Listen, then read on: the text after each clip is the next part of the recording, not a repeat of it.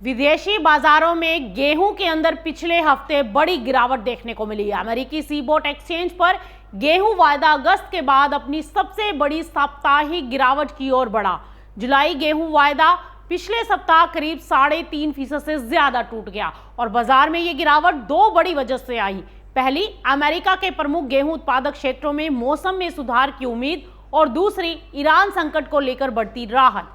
पिछले कुछ हफ्तों में अमेरिका के विंटर व्हीट बेल्ट में कम बारिश की वजह से फसल को लेकर चिंता बढ़ गई थी।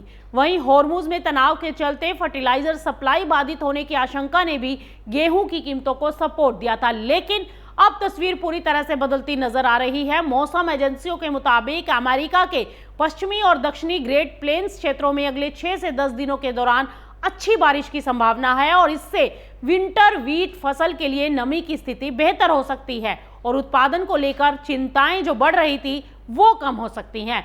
दूसरी तरफ ईरान और अमेरिका के बीच तनाव कम होने की खबरों ने भी बाजार का रुख पूरी तरह से बदल दिया है।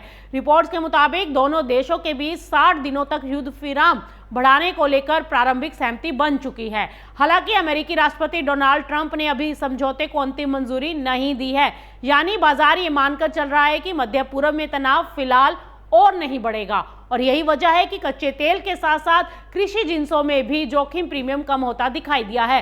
हालांकि माना जा रहा है कि अभी पूरी तरह से ये बात आश्वस्त नहीं कर रही है क्योंकि बाजार की नजर अभी भी होर्मुज पर टिकी हुई है। यदि ये मार्ग पूरी तरह से सामान्य होता है तो फर्टिलाइजर और ऊर्जा सप्लाई को राहत मिलेगी और जिसका असर कृषि बाजारों पर देखने को मिल सकता है।